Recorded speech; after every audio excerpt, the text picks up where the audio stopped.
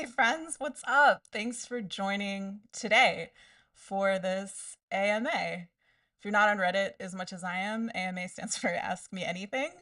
So, yeah, feel free to ask whatever questions you're interested in asking. We've had some people submit questions in advance, which is awesome. So, I'm going to do my best to get through all of those.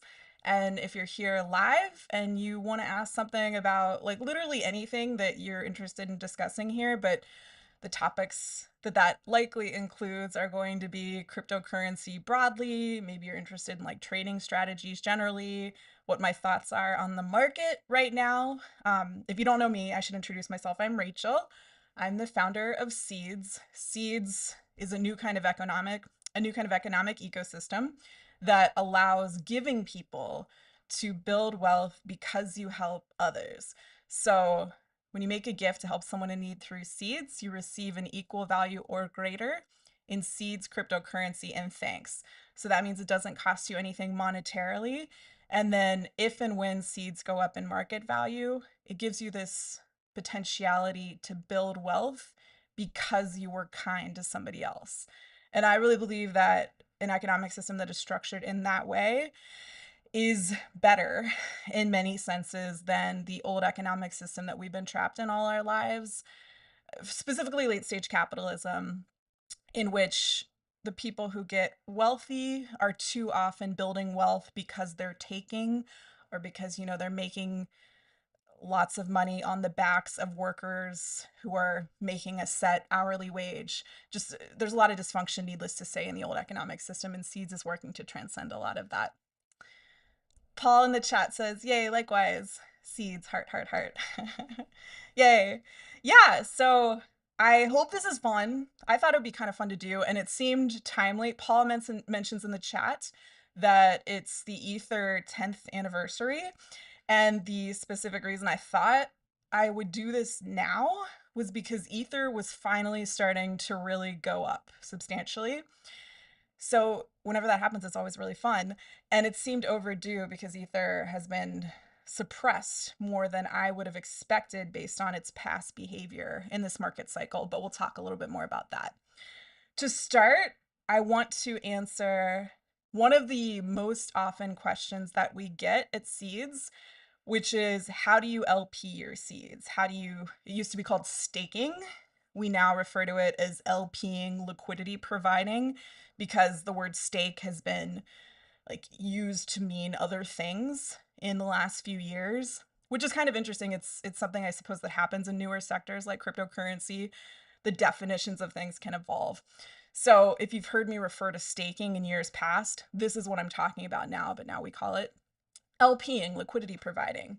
So I'm going to do a demonstration in the most foundational sense.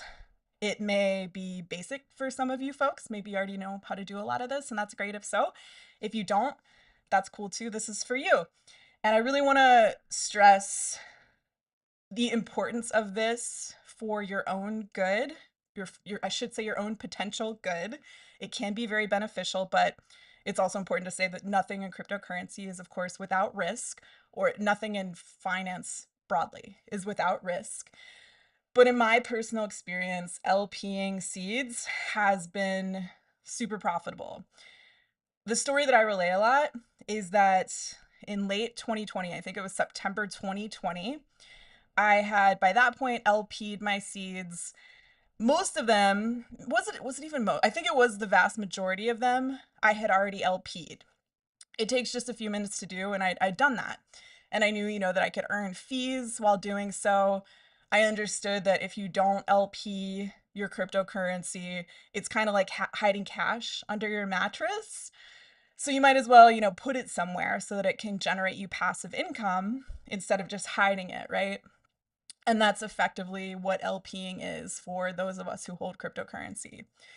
So I'd mostly done that with the majority of the seeds that I held back in 2020, but for no real reason. I really don't know why. I think I just didn't do it. When I think back, like there was no conscious decision not to do this, but for no real reason, I had left a big chunk of the seeds that I owned just sitting in my wallet. I just didn't LP them. And then in September of 2020, there was what was called an airdrop. If you're not familiar with airdrops, they're essentially free money when they're legit. There have been many scam airdrops as well, so it's always really important to make sure, we're only engaging with legit sources. But this was a legit airdrop, and they were rewarding people who had LP'd, specifically in this cryptocurrency called Uni. And I was so grateful for that free money. It was incredible to get this free surprise cash simply because I took a few minutes to LP my seeds. However, I was also kicking myself because I left so much money on the table because if I had simply taken another couple minutes or just done it all at once, if I had LP'd the rest of my seeds, which were just chilling in my wallet for no reason, no joke, y'all, I would have gotten enough additional free money in this one airdrop, this single airdrop, which was a surprise, that I could have bought like a nice house in a suburban city in the United States. It would have been, for me, a very significant amount of money. For most people in the world, it would have been a very significant amount of money. So what I'm trying to say is, don't be like me in that sense. Like, of course, as I've said, and it is important to be clear that nothing in cryptocurrency is without risk, but the potential benefits have shown themselves to be huge in the past, sometimes extremely huge. And again, it only takes a few minutes to do this, to LP your seeds to get these benefits. In addition to airdrops, I'll just quickly say, and then I'll do the demonstration, you can earn fees, as mentioned, off of the seeds that you LP. You can also get bonuses sometimes. We've offered very generous bonuses in the past. There's still a bonus going in 2025 for those who LP their seeds. And it helps people in need when you're LPing your seeds. I'll explain this in a little bit more depth after the demonstration, but essentially, when you choose to do this, you're not only making money for yourself, potentially what could be substantial amounts of money depending on the circumstances, but you're also providing financial access for people who live in places like South Sudan, where Seeds has helped several people by this point. I actually have a video on this channel if you feel like watching it, where I interview a former child soldier who lives in South Sudan who had used Seeds years ago, and then he told his community about it. I like it. I mean, I think it's a good way to see somebody share about their experience with Seeds firsthand. So that's on this channel if you feel like checking it out. In South Sudan, up until very recently, as I understand, like, women were not even given IDs by the government. South Sudan is the newest country in the world. So because they didn't have IDs, women couldn't open bank accounts. So the traditional economic system, with all of its flaws, was also excluding them. However, people do have mobile phones, so they can access the internet. And because they can access the internet, they can use a tool like Seeds. So we can leapfrog the limitations in the design of the old system to help women in one of the most challenging places to live on Earth at this time. And that's a wonderful thing that you can do.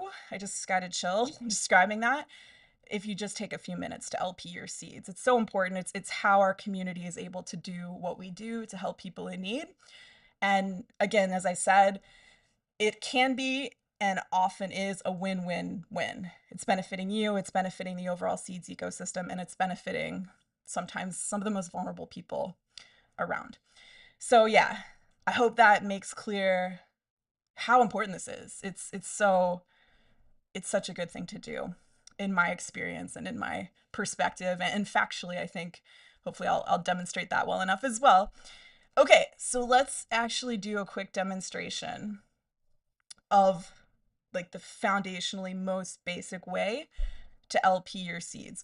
There are more advanced approaches that you can take. I'm happy to go into those if you feel like it later today, but for most people, what we found over the past several years, like, this is the approach that you're going to want to take. So to start, you can just go to our website. I'll link this in the chat if you're here. I'll also link it in the description if you're watching the recording later. It's good to go to this page if you want more explanation about how this works, but this also links directly to the pool, the liquidity pool, which functions as the Seeds mutual aid pool. whenever you LP, it's like you're holding your seeds in your own possession, unlike at a bank. Whenever we put our money in a bank, the bank has our money, right?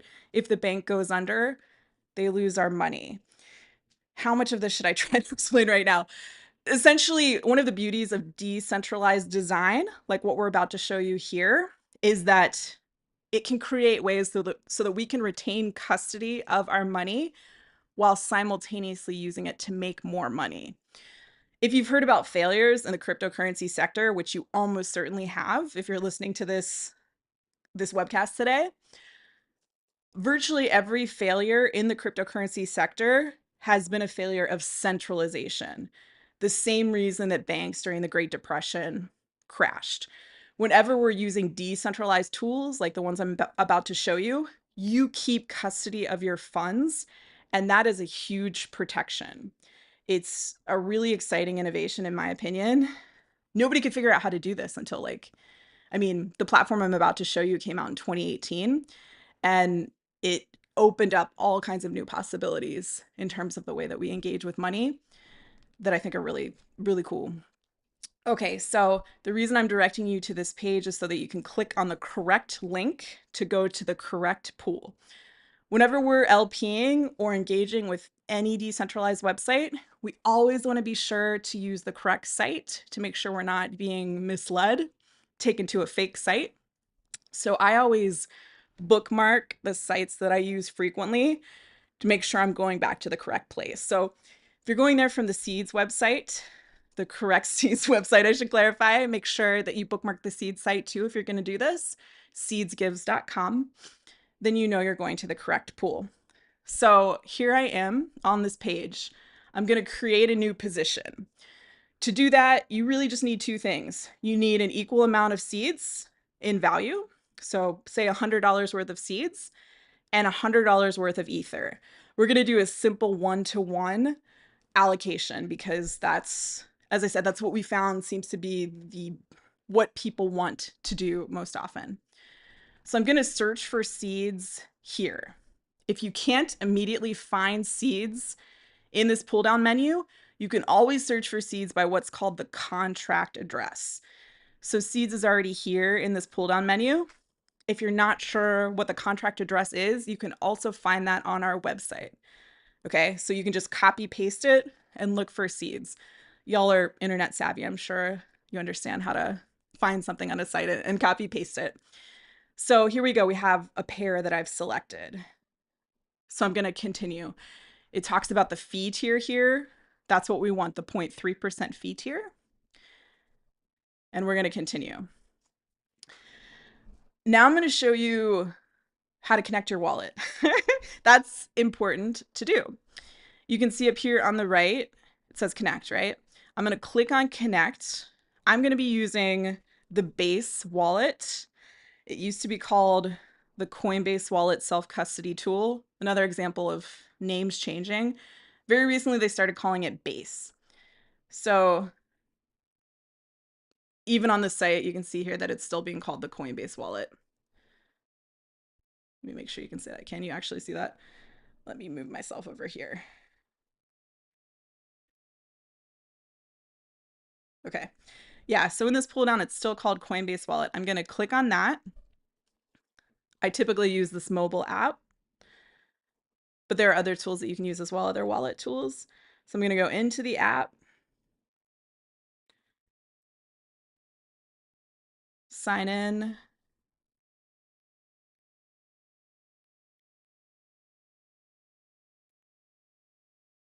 You probably understand how to do this, right?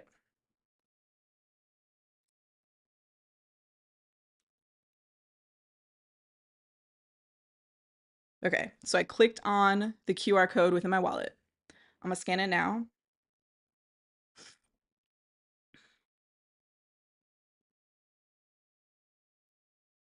And of course, it's giving me trouble to do this very basic thing. Okay, I'm gonna assume that you understand how to do this, that you understand how to scan a QR code to connect your wallet, but that's how you would do this if you're using Coinbase Wallet. I wanted to start with Coinbase Wallet because that's what many people who are newer to cryptocurrency may be using. Just to speed this up so that you're not waiting for me to figure out why the app isn't working in terms of the QR code, I'm going to use a different type of wallet called MetaMask, okay? This is a MetaMask plugin. I got to type in my password. And I use this frequently because of the Google Chrome plugin. So there's this convenience whenever I'm engaging with cryptocurrency on my laptop, like I'm doing right here. Okay, so we can see that the wallet is now connected on the right. There's an address here that's been connected. I think I'm going to switch wallets. I have a variety of different wallets connected to this specific MetaMask account. But essentially what you want to do is you want to find the wallet you want to use, right? You want to connect it to the site, and then you want to have an equal amount, an equal value of seeds and ether in this wallet. So say you want to LP $100 worth of seeds and $100 worth of ether. Then you would want to have that amount in your wallet. And then you can go through this process that just takes a couple minutes to do. Let's see, what wallet should we use? Let's use this wallet. Okay.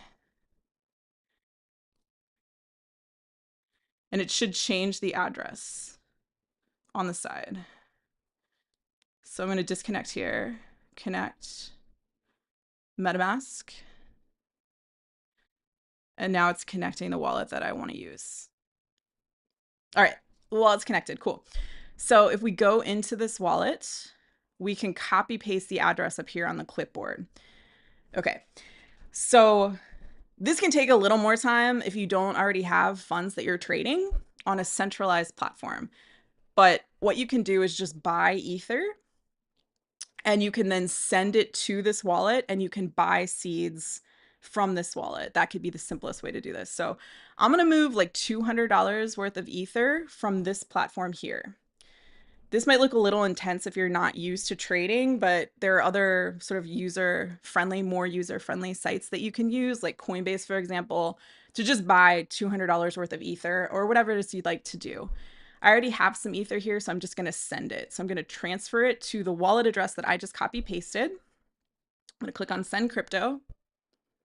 I'm going to send a little bit of Ether.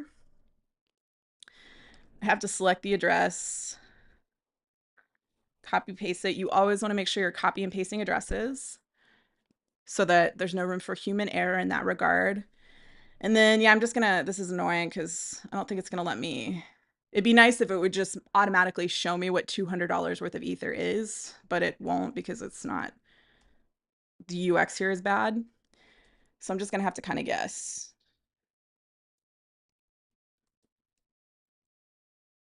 We'll do roughly this. Okay, this is a little over $200 worth of Ether.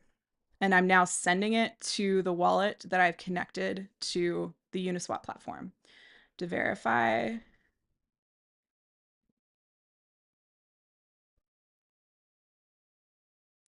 And now we can see that the transfer is on its way.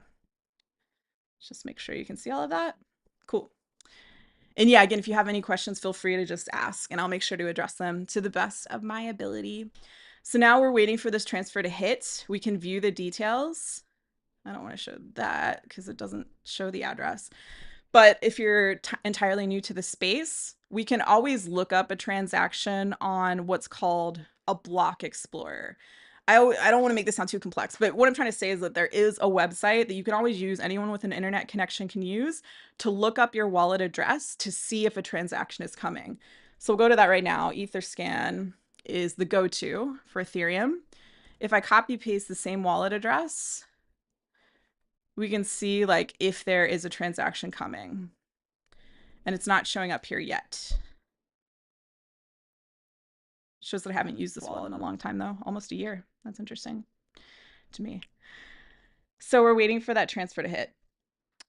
We'll go back to Uniswap's platform now. So this is where it just takes a couple minutes. And I mean, as I hopefully have shared sufficiently, including transferring the Ether can also just take a couple minutes. You just got to have the Ether. This is key. So the simple way to do this is to select the full range. If you wanted to go more advanced, you could select a custom range, but again, you're probably not going to want to do that. And that changes the ratio from 1 to 1. So if there are questions, I'm happy to explain how this works in more depth. But yeah, what we're going to want to do, okay, 0.055 ether is in this wallet. If we go back here, we can see that it's already hit the wallet. It's already been transferred. You can see that, right? Believe you can see that. Cool. Paul in the chat's like DeFi. DeFi heart. Yeah, I agree. DeFi is, in my opinion, one of the most exciting developments that we've seen technologically in my lifetime. I think that's not an exaggeration.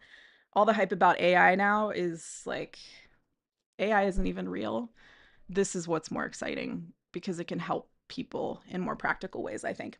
Okay, so what we're going to do is add an equal amount of ether and seeds. So here, this is helpful because we can see that it's actually showing us the USD value.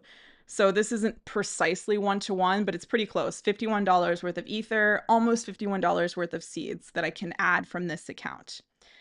If you don't already have seeds in your wallet, you can go up here to the trade tab, click on swap, and swap, as I shared earlier, swap some of that ether. So if you're doing $200 like I'm doing in this example, and you want $100 of each roughly, you could trade $100 worth of ether to get $100 worth of seeds in the swap tab. And again, if you don't see seeds in the pull down menu immediately, you can look it up using the contract address. The contract address is on our website, seedsgives.com. Okay, that's it. I think I'll actually leave it at this. If you want me to do a demonstration of trading the ether for seeds, let me know. One last point. Whenever we're transacting on this network using seeds and ether, we have to pay a transaction fee, and that fee is paid in ether. So we always want to have a little bit of extra ether in our wallets to make sure that we can cover those transaction costs. So if we're going to do this here, I'll just hit review. We can see that the network costs are $13 right now. That's expensive. These costs are variable, so we can wait a little bit and they may be a lot cheaper in a few hours. That's something to keep in mind though, because we want to make sure, I mean, if I'm only adding $100 in total, paying $13.50 could severely cut into my profits. So you have to consider, like, is it still worth doing at this price? Is there enough potential to make money to offset that? Are you interested in helping people in need through seeds and therefore that isn't so important to you?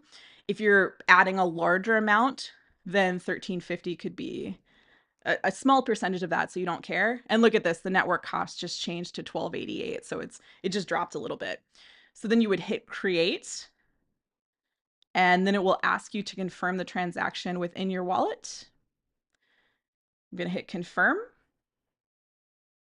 and that's it.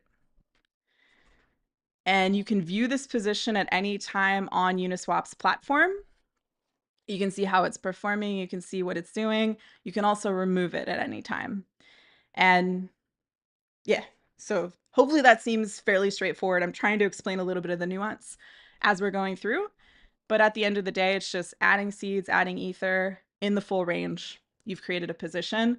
Now your seeds are no longer just chilling in your wallet, not earning you additional money. Now you're potentially eligible for other airdrops, other bonuses, and you're helping people in need at the same time. And we can see here it redirected to this page where it's showing a position. You can see here that the size of the position right now is $101.83. And it's saying that the APR at current is 3.83%. So, I mean, that's not so bad, I think, for a fee alone when you're helping people, right? And then there are the other potential benefits as well in terms of airdrops and other bonuses and rewards.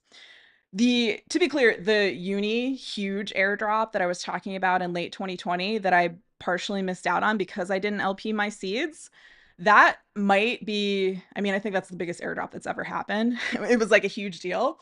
But even since then, I mean, it was probably like a year ago or so, for example, I got an airdrop for over $7,000 because I'd been LPing on, it was a platform within Uniswap. So there are these other pockets of money that you can find that are often surprises, that are free money that you can access because you're using DeFi tools like this one. So there's that. So hopefully that makes sense. Hopefully it sounds relatively straightforward. I'm always trying to toe that balance so that I'm not like overwhelming with too much information, but also providing it for those who want it. Um, yeah, so that's how that works. Okay, right on. So that is the basic example of LPing. Let's talk about some other questions that we've received for the Q&A today. Okay, so one question we got, I won't reveal your identity in case you'd prefer that I don't. um, so this question says, I see below a migrate to V4 prompt on my Seeds Ether LP. And I can actually show you that here, I believe. Yeah. So if we're looking back here at this position I just created, you can see that there's a button here that says migrate to V4. Without, in the hopes of not getting too technical to overwhelm anybody who's a beginner, we're currently looking at Uniswap v3 version 3. So we could choose to move our position to version 4, a new version that launched in, I think it was February of this year. And the question was, does this benefit us to do this, to move your seeds Ether position to migrate it to v4? And it doesn't help at this time. If that changes in the future, like I'll be sure to share it with our community. But it's just going to cost you money. You're going to have to pay a transaction cost to move it. And it's not going to earn you any additional money. It's not going to make you eligible for any additional bonuses. So yeah, there's no real reason to do this. Back in the day, and that day was 2021, Uniswap v3 launched, version 3. And at that time, we just assumed like, okay, it was probably going to be better to move things to version 3 from version 2. And so we encouraged people to do that and talked about how you would do that. And I did demonstrations and so forth.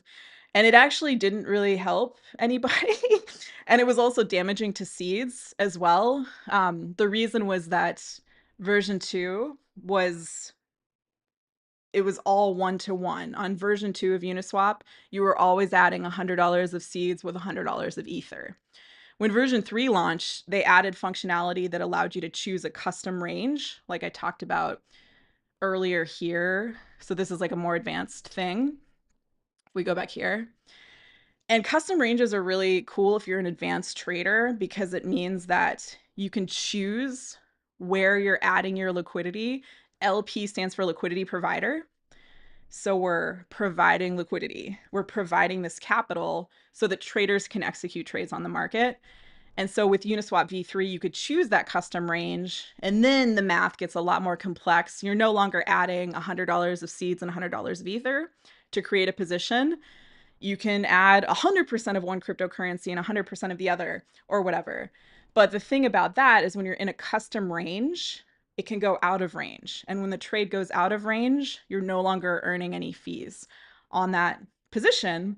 And for people that aren't able to stare at the markets, like a bunch of times a day, who have other responsibilities, that's typically not what you're going to want, especially for a pool like the Seeds Ether pool, which is, it's not a huge pool. Like, for example, the Ether BTC, the Ether Bitcoin pool is an enormous pool. So it makes more sense to use an advanced trading strategy in an enormous pool. But the Seeds pool is small, and it doesn't really make sense to do this. And it hurts seeds, actually. We didn't know this at the time, or we would have realized. But what ended up happening is that when people moved their seeds from version 2 to version 3, people that had added, again, a 1-to-1 ratio of seeds to Ether on version 2 didn't necessarily move over that 1-to-1 ratio to version 3. So people were moving over less Ether, which made the pool shrink. And Seeds is a social good project. We're not traded on a giant centralized exchange like Coinbase or something. It's just a different model. We don't have that. Some of these projects, they have a ton of resourcing, and Seeds has never had that. Part of the reason that Seeds exists is because I personally saw discrimination in the finance world. I've talked about this a lot, like starting when I used to be a stock trader, a pro stock trader. Funds just don't go to women, frankly. Like I've said this so many times, I'm going to keep saying it until it changes. Less than 2% of venture capital funding, which is the sector that funds tech projects like Seeds, less than 2% goes to projects founded by women, even though statistically speaking, women are more profitable, more reliable founders, whatever. The data is there and they just don't care. So it's been a huge pain in the ass, and it's been a lot harder for seeds, but it's also made us be more resourceful. One way we've had to be resourceful is in bringing the community together to create these pools, because we don't have A16Z, whatever, these like huge, now we're seeing frequently corrupt firms pouring a bunch of money into this. And that's okay. I think because our project exists to transcend a lot of the dysfunction in the old system, hopefully it can transcend a lot of the discrimination in the old system. It makes sense that we would have to come together in this way. So yeah, hopefully that's not too complex either. But essentially what I'm trying to say is that you can do a custom range. It's more advanced. It's probably not going to fit your needs. It's probably not going to help the seeds project overall, at least at this time. And relating to that, migrating from V2 to V3 actually wasn't helpful for anybody, as it turned out. And at this time, there is no indication that I can see. And like, I'm not saying, like, I always want to make sure to communicate what is for the highest good of all. So if it seemed like this was beneficial to you, but it would be harmful to seeds, I would tell you that.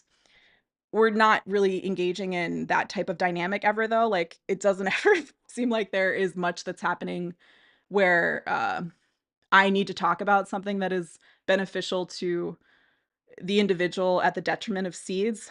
What I'm trying to say is that we're mostly working in like win-win dynamics. Like, that's about what the construction of seeds is. So what I'm trying to say is that I would tell you that. I would want to make sure that you knew. I'm not saying this for any other reason. So that's a long-winded way of answering your question, to say that, yeah, it's not beneficial in any way that I can see for anyone at this time to migrate to V4. I hope that makes sense. All right. The next question I have here is, when we opt for a recurring gift on the Seeds site. So let me actually show you that on the site itself. So we go back to the Seeds site, seedsgives.com. You can select give. I'll put this link in the chat as well. It's already in the description. And this is where you can go to choose to make a gift. You can make a one-time gift. You can choose to make various recurring gifts that garner you larger bonuses. But at minimum, as I mentioned earlier, you're getting at least 100% of the value of your gift in seeds in thanks. So monetarily, it doesn't cost you anything. So let me put this in the chat, which is back here.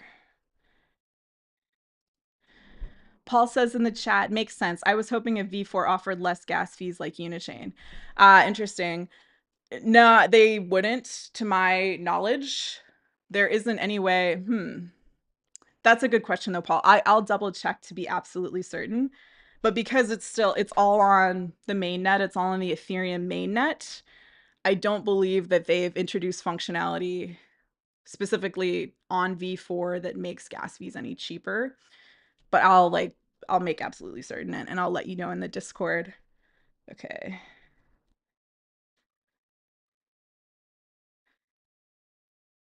And I should, since Paul mentions Unichain, for folks that are a little more advanced, Unichain is what's called an L2, a layer 2 blockchain built on top of Ethereum. One of the reasons it was built is because gas fees can be a lot cheaper on that network, which is to say transaction costs can be a lot cheaper. But really, a lot of these networks, a lot of these blockchains are built because it's going to make the person who created them money. It's not like they're necessarily solving a huge problem. I mean, it is a problem when fees are expensive, obviously, but there are so many other solutions out there that are trying to address that. So yeah, thanks for clarifying that, Paul. I will make sure to let you know in the Discord, like definitively regarding that finer point. But to my knowledge, no, I don't believe there is specific to the seeds ether pool, I should say. Okay, so yeah, the question was, when we opt for a recurring gift on the seeds site. So again, that's here. Here we can choose one-time gift or recurring gift on the Seeds site, seedsgives.com/give. And the question was, if there are multiple requests active simultaneously, like last month, requests from Jen and from Kim, does the recurring gift funds get distributed on a first come, first served basis of requests?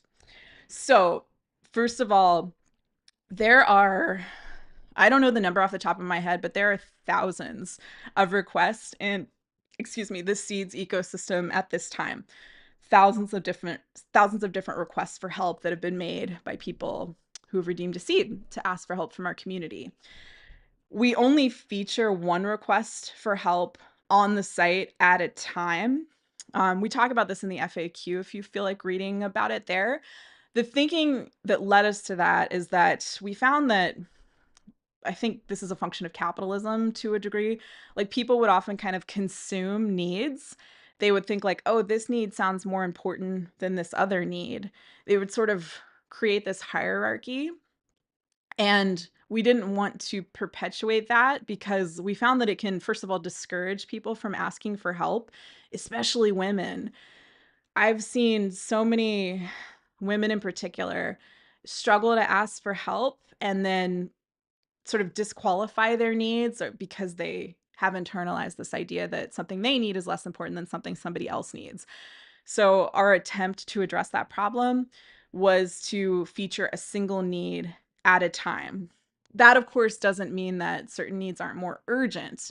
Or, I mean, there are a lot of different ways to look at a need and think about how to approach satisfying that need. So you can also look on our FAQ if you feel like it. We talk about how we think about allocating the recurring gifts. Because, to be clear, on the site, for anyone who's not familiar, you can see here, so it says like make a one-time gift to our featured need. So that'll take you to the one featured need on the site at a given time.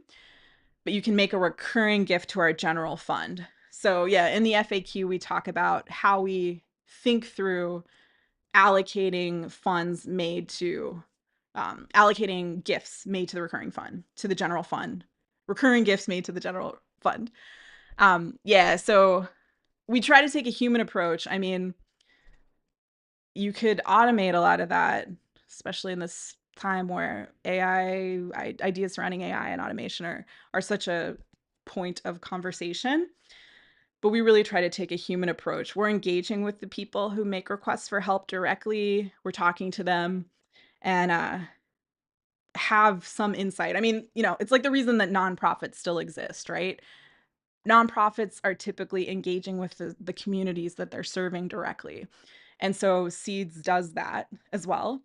But at the same time, we have this sort of like, we're leveraging newer technology, blockchain technology, in what I think are innovative ways. I haven't seen any other projects doing anything like this.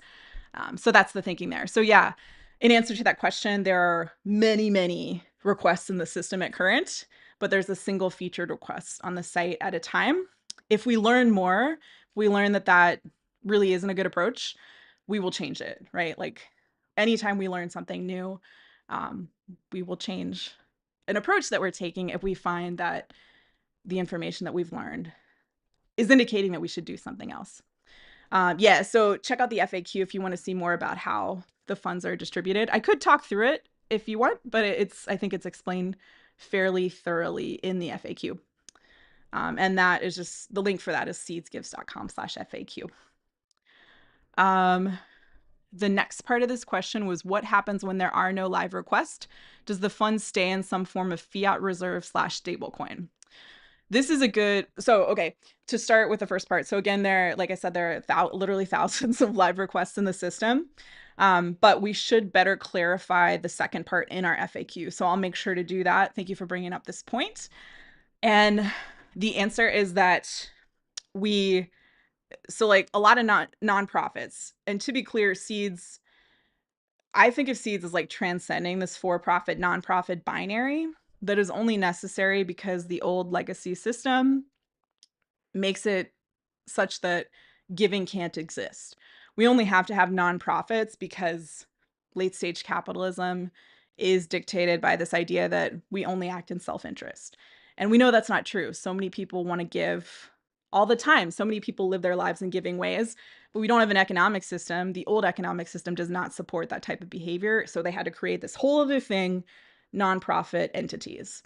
So Seeds is working to transcend that because we can help people build abundance in these new ways, because you can build abundance through helping others with seeds when you receive Seeds cryptocurrency in thanks. That said, Seed still has to exist as like a legal entity within the current landscape. So for a long time, we were a Delaware C Corp, like a traditional company, whatever, in the US. We recently added a nonprofit arm. So we're going to start looking at different ways to construct the legal entity to see what makes the most sense and best serves the mission of the project. So all that said, traditional nonprofits, you may already know this, so forgive me if I'm saying anything that, like is familiar to you already. Traditional nonprofits will often have reserves. Some of them have endowments that they're investing in the markets. Maybe they'll have the funds in something relatively safe, like a mutual fund account or something like that. At Seeds, in our earliest days, we were very vigilant about making sure that any money that came in, like immediately went to a need. And I think that was a function of stuff in myself that needed to heal. Like it wasn't necessarily the best approach, because sometimes that meant that another need would come in that was maybe more urgent. Um, that doesn't mean that it's hierarchically more important or something like that, but it wasn't a healthy decision to just immediately be funneling the funds to whatever request was currently in the system. So as I improved that, we started to hold more of those funds in the recurring general fund. If you're making a gift to if you're making a one-time gift to the featured request, or to any other request on the site, that immediately goes to that person. That's immediately attributed to their need. So what I'm trying to say is that nonprofits traditionally will invest the funds that they hold in other stuff. At Seeds, we typically trade them in cryptocurrency. So because I used to be a trader, like a pro stock trader and stuff, and because I know how to trade cryptocurrency, that's worked well. It's benefited Seeds in that it's allowed us to be sustainable in this other way that a lot of traditional nonprofits haven't accessed. So again, there are many live requests in the system, but at the same time, unless and until we're allocating funds from recurring gifts to a specific request, they're typically being invested in the cryptocurrency sector and then generating more funds that we can use for the project. This question wasn't asked here, but I think it's a good segue into something else that it's important to mention, which is that, so most nonprofits, my understanding is that the average percentage of gifts that go to nonprofits that actually then reaches the people in need, so does not go to operating costs, is about 65%. So if you're giving $1 to a traditional nonprofit, a solid, good nonprofit that's, like reasonably well run, 65 cents of the dollar that you give will go to the recipient, the end recipient. The other 35 cents will go to the operating cost of that organization. And that's great. That's fine. Like, I mean, how else are they going to exist? Operating costs are important. People need a living wage when they're working. Efficient, quote unquote, efficient nonprofits will get up to about 75%. So if you're giving $1 to an efficient nonprofit, 75 cents of that dollar is going to the end recipient, 25 cents is going to operating costs.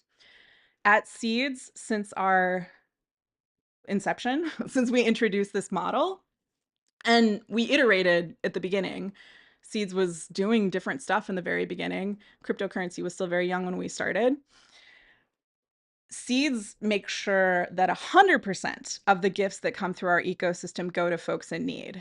So, that's much, much more efficient than what is even considered to be an efficient nonprofit.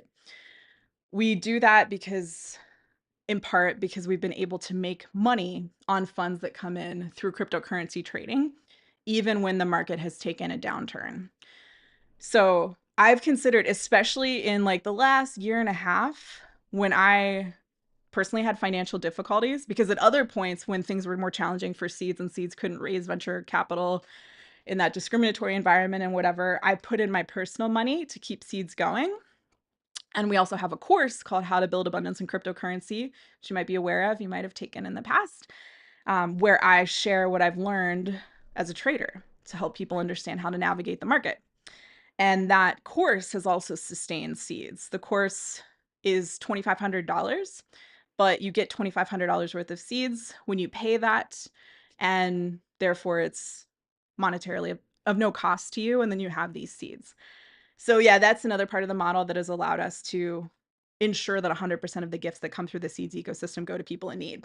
So yeah, that's a much greater percentage, obviously, than even the what are considered to be the most efficient nonprofits. But I've wondered if we shouldn't walk that back. It seems like maybe we should have the opportunity, if we need to at a certain point, to say that 90% of the gifts coming through the ecosystem are going directly to the people in need. Because if it's a year where the course didn't sell like this year, then we didn't have that buffer. So my point is that Seeds has been able to be much more efficient than even the most efficient of nonprofits because of this model, because of this design. But in recent months, we've been considering whether or not we should have some sort of leeway there that we work in, because we're already doing so much more in terms of efficiency than the average nonprofit, and even than the most efficient of nonprofits. So hopefully that makes sense. Let me look back here at the chat. Paul says, excellent idea. So nice to learn about this. Thanks, Paul. Yeah, thank you for asking that question. I just revealed that you asked it. But yeah, it's a smart point, and it's something that we should make sure to clarify on the website, like I said. So we will do that, and I appreciate your feedback on that a lot. So yeah, making a note of that right now. We do say that a lot. Like, you probably heard me say, like, 100% of the gifts that you make go to people in need. But I think most people, I mean, I didn't know this until recently. Most people don't know how efficient the charities and nonprofits in their area actually are. So giving that context, I think, is something we should have been doing before. And so thank you for asking this, because it makes me realize that we should do that. Yeah. Okay. What else we got here? We got next question is, any news on Seeds merch? I'm super excited to know if I can buy merch someday. Manifesting for a Seeds tee. Yeah, I appreciate this question so much, and I have looked into it personally in more depth, and yeah, we're gonna get that on the site. Thank you for asking. It sounds really fun. We can just use Teespring to do it, and that's what we're gonna do. So I will make sure to notify the community when we have that up. And yeah, it's just fun that you're interested. So yeah, cool. Thank you for that. Making a note about that too. Okay. So the last question I wanted to make sure to touch on today, unless y'all had some you want to ask in the comments here, is that, let's see. Paul's like, woohoo. Yay. Yeah, that'll be fun. Yeah, I'm excited about it. I wanted to use Teespring years ago. It's like a YC, a Y Combinator company, for anyone familiar with that. But I don't know. I mean, we wanted to like see if our community was actually interested in that. So it's nice to hear that you are. Yeah. So that said, final question that I should address, unless y'all have more to ask in the chat, is like the general state of cryptocurrency now, because it changes. It changes all the time, right? And it's perhaps one of the most changeable sectors that we've seen in recent times. So, in a nutshell, what I would say regarding that, like bringing in my experience as a trader, I'm sorry if you've heard me say this a million times, but if you've never heard me say it, I used to be a pro stock trader. I mentioned that already in this discussion. And I started buying Bitcoin in 2013 when it was at about $90 a coin. So that was like my initial introduction to actually owning cryptocurrency at that time. we go through cycles in the cryptocurrency sector. I made a video on this channel, if you feel like watching it, about the history of cryptocurrency that walks you through those cycles. I think it's helpful to have that context. But essentially, they're kind of these like 4-year cycles triggered by this event called the Bitcoin halving or halvening, in which the rewards that the Bitcoin ecosystem issues are cut in half. Bitcoin is the oldest cryptocurrency. It's the pioneering cryptocurrency. It's been around now for over like 16 and a half years. And it has this mechanism built in which, because there's this halving of rewards roughly every 4 years, that limits the supply that is issued, right? And in traditional market dynamics, when there is a reduced supply and there's still demand, demand can surge. So this mechanism, this halving mechanism that Bitcoin built in, has caused Bitcoin's price to go up. It's been a big driver of that change in price. And because Bitcoin is the oldest cryptocurrency and it's still the most influential, what we've seen in past cycles is that it would cause the entire cryptocurrency sector to go up. There have only been 4 Bitcoin halvings to date, which makes sense because it's a little over 16 years old. And the most recent, did I misstate that? Yeah, that's right. It's the most recent was around April 20th of 2024, last year. What we've seen historically is that we would reach new all-time highs for that cycle like 12 to 18 months after a halving happened.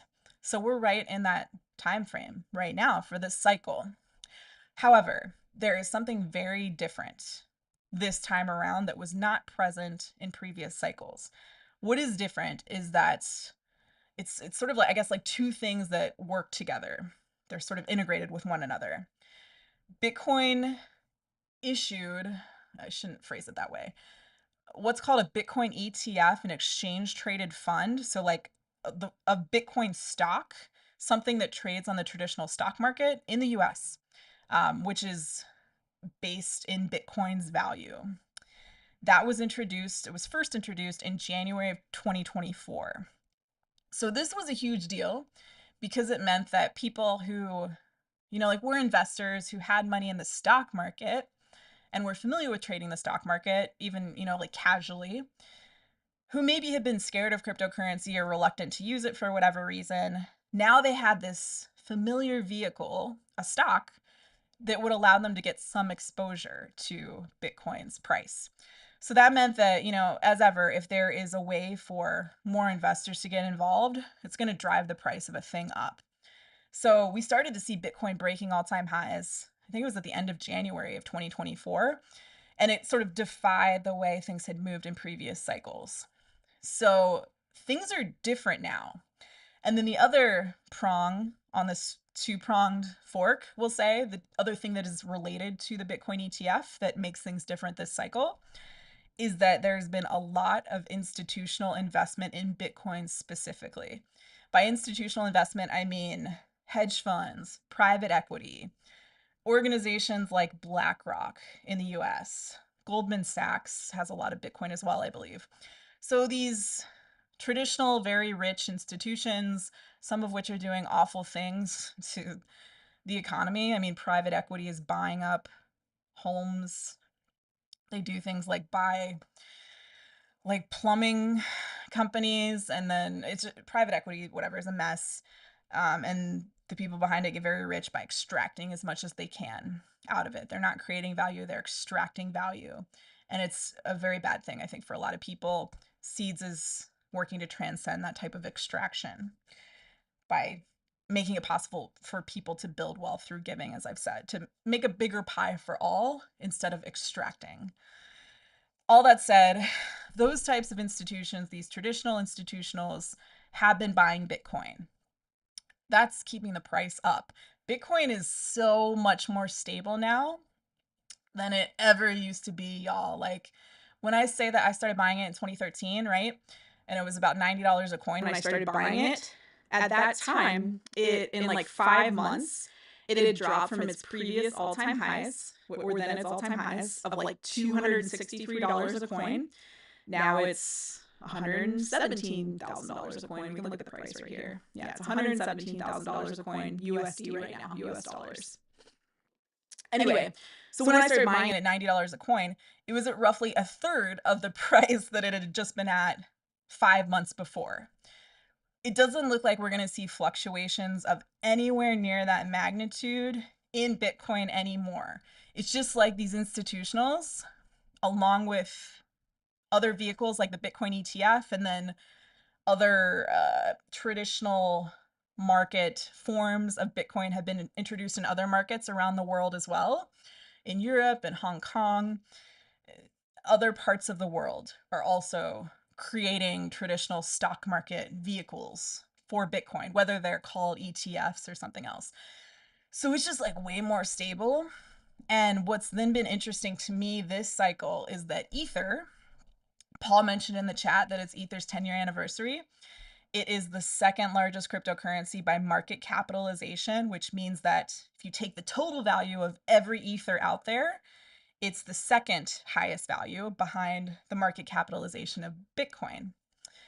So a lot of eyes have been on Ether as well.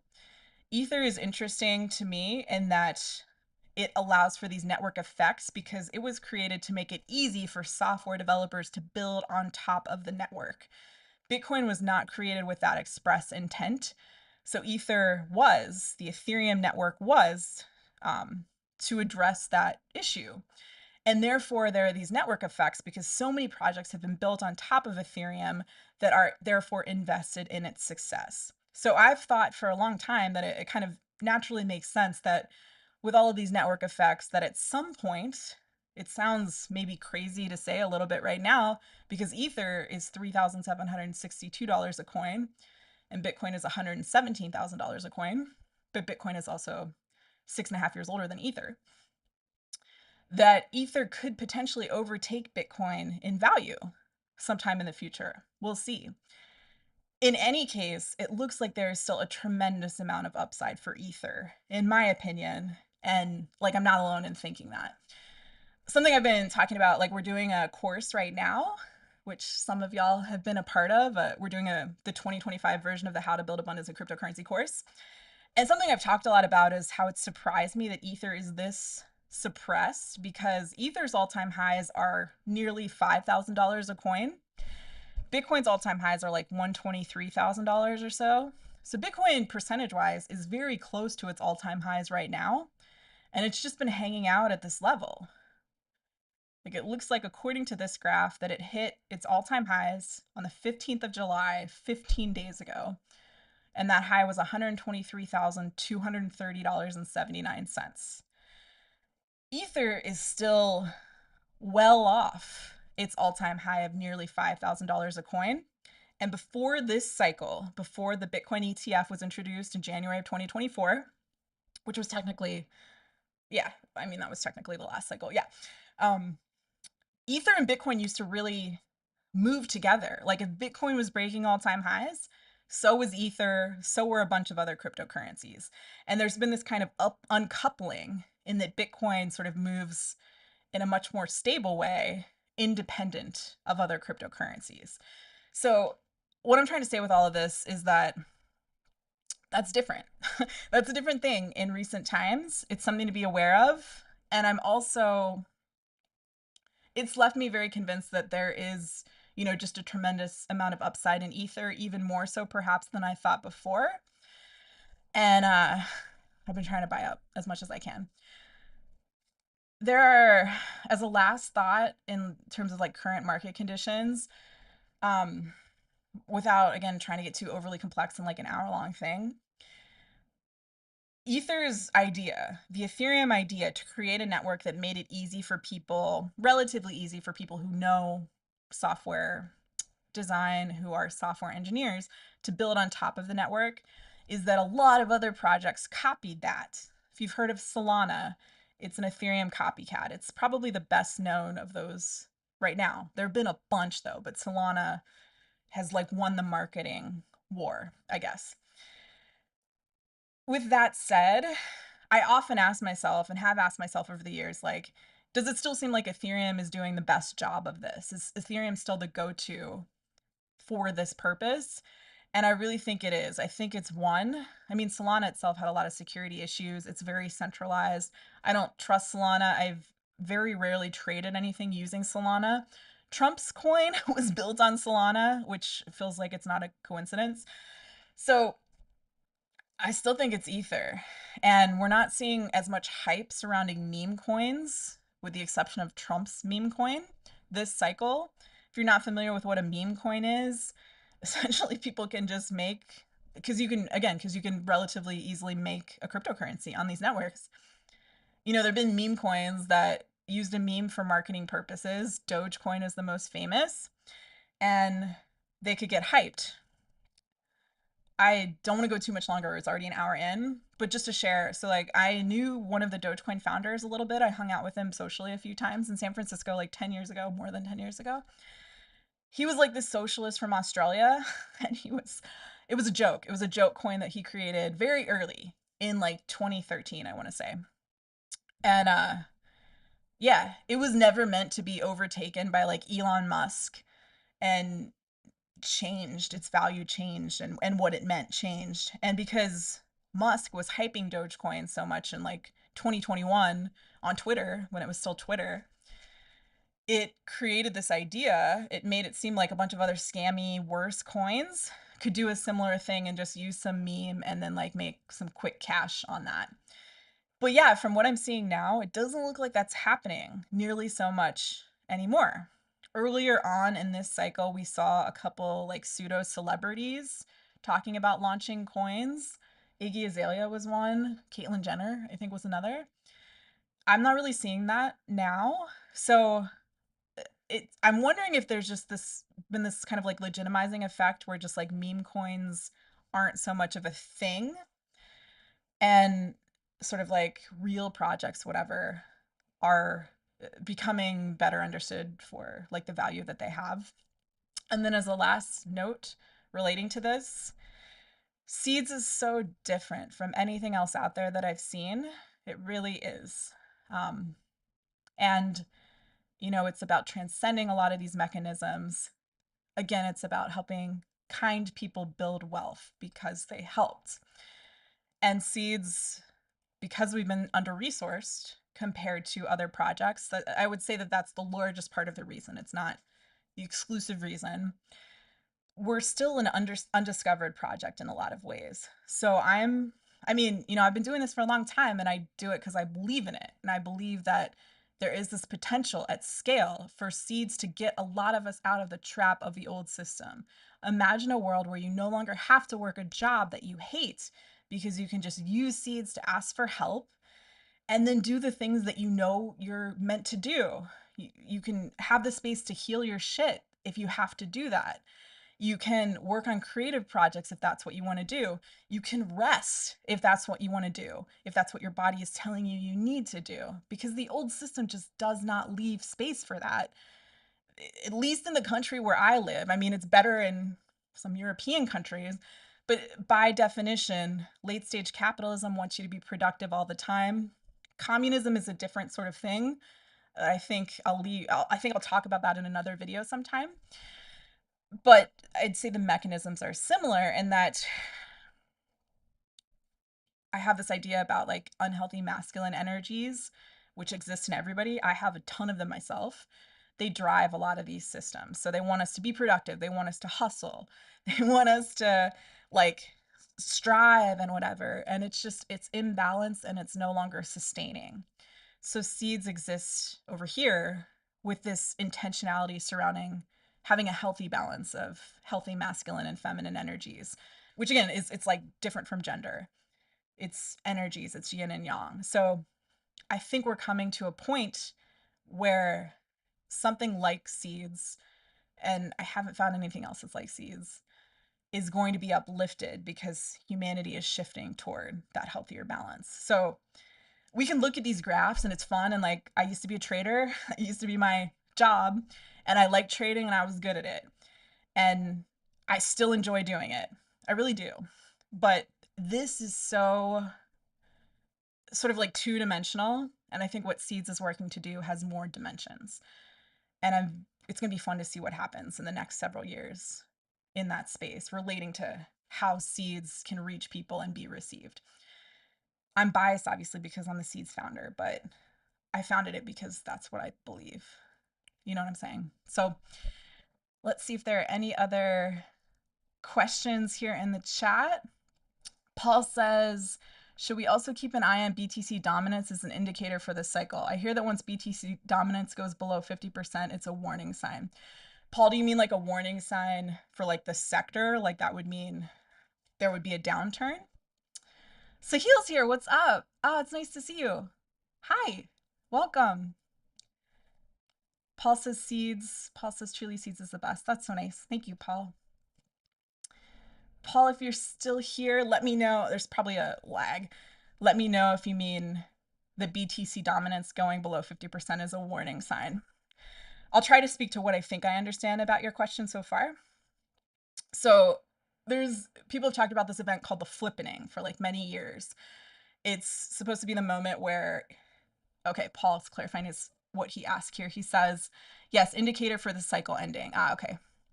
So Paul, you mean like if Ether, if the relationship between Ether and BTC, like if BTC, or do you mean like the entire market share? Like if Bitcoin drops below 50% of the entire market? That's probably what you mean, right? Um, I haven't heard anything about, correct me if I'm wrong, if I'm like misunderstanding what you mean. I haven't heard anything specifically about like a 50% marker.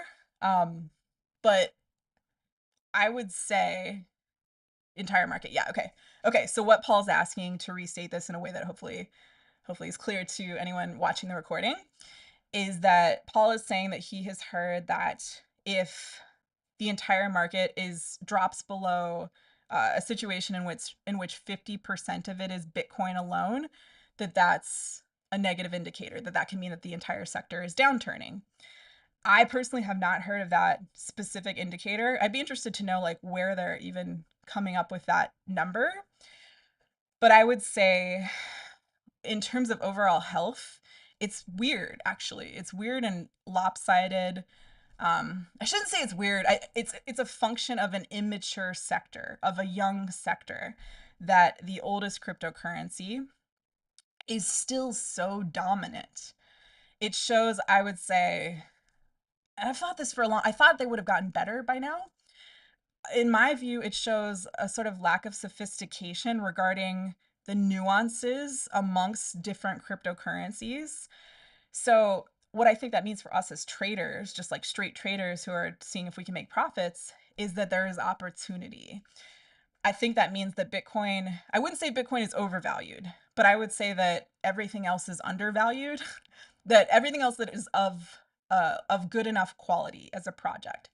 So, Paul, you may be right. Like what you've heard may be correct. Maybe there would be a downturn if that shift happens, but it would be healthier for the long-term life of the sector because, in my view, if Bitcoin is no longer so dominant, that means that there's a growing level of sophistication amongst investors surrounding like what the value of other stuff is. Like, why is Ether a useful tool to use?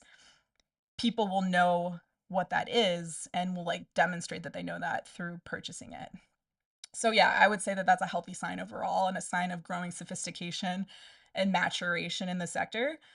But in the short term, that could be true. There could be a downturn. I'll look into that specific citation as well. Paula, do you know like where you read that or heard that? I'd be interested in checking out the source. Yeah, but yeah, if you have that, let me know. And I think that's all we got. It's already 1:09 my time on the west coast of the States. Let's see if I missed anything else in the chat. Paul says at one point, he said earlier, and whales will pump and dump, right? Paul, I would say that there is a distinction amongst whales. So if you're not familiar with that term, a whale is somebody who has a lot of a particular cryptocurrency. And I would say that at this point, like Bitcoin, for sure, for example, is old enough that there are different types of whales. There are like the earliest whales who really believed in the project and loaded up back then. we haven't seen a ton of movement in those wallets. I think there was one wallet you might be um, referencing this. One of the early Bitcoin wallets, because we can see all of these transactions, we can just look them up online, had been moving some Bitcoin recently. But yeah, the early whales tend to keep holding. They might take off some, but those people are very rich. The people that pump and dump, like, they're not the believers in a project, and they're also going to be smaller whales unless it's a scam project, or not even a scam, but just like a meme coin that was very obviously just trying to make some quick money. then then yeah, there could be whales who have a ton of that new cryptocurrency who will try to pump and dump it. But we can kind of scout that out by evaluating whether or not a project seems like it was created with the intention of having longevity or not. And I'm not trying to shit on meme coins like unfairly. I mean, maybe you can Make some money in some of those, but mostly they're not of good quality at this point. Like mostly they're just cash grabs. So yeah, the true whales, the real whales aren't pump and dumping. Newer, smaller whales or big whales in not so great projects might be pump and dumping. And probably are, because if it's just a cash grab, then they're going to try to grab that cash, you know? So hopefully that makes sense. Okay, I'll let y'all go. I don't want to keep you too long. Thank you so much for hanging out, for your time and attention. Oh yeah, I should share, if you are interested, we wanted to get a sense of if people want me to teach a course in the future. I've done it for like 6 years. I think I have a lot of knowledge to share, but I want to make sure that people want it. So if you are interested in joining our course, like ever in the future, you can just add your name and email to this form so that we know that people would want to have it at some point. As my following on YouTube grows, I think probably we will reach more people that are interested. But yeah, I just want to get a sense to see if that is something that we should even continue doing in the future or not. So if you're interested, let me know on that form. And yeah, I'll leave you at that. If you want to help someone in need through seeds, it's always appreciated. You can do that in the link that I shared in the chat or in the description if you're watching the recording. And yeah, I just appreciate y'all so much. And if you don't mind, like, take a minute or two and just hold that vision that I was trying to describe earlier in your head. A vision of a world, I'm getting chills as I'm describing this, a vision of the world in the future where none of us has to work a job that we hate. We all have enough, we're comfortable, our needs are met because we have a system like Seeds that is globally helping us to receive that support so that the old system can just die. It can just, like, you know, go through its natural evolution and stop existing. Just hold that image in your head with like good intentions, like no ill will toward the old system, which is something I struggle with a lot because I have so much ill will toward the old system. But yeah, if you could just imagine that for a moment or two, I think that helps. I think that really helps. Okay, Paul, thank you for all these nice messages. Uh, Sahil says, what you're doing is amazing. Thank you. That's so nice. Thank you. I appreciate that a lot. Okay, y'all. Yeah, I'm just grateful to you. And I'll let you go, and I hope to see you soon. And come hang out in the Discord too if you want to talk about anything else or you think of any other questions. And yeah, take care. Have a good rest of your week. Okay, bye.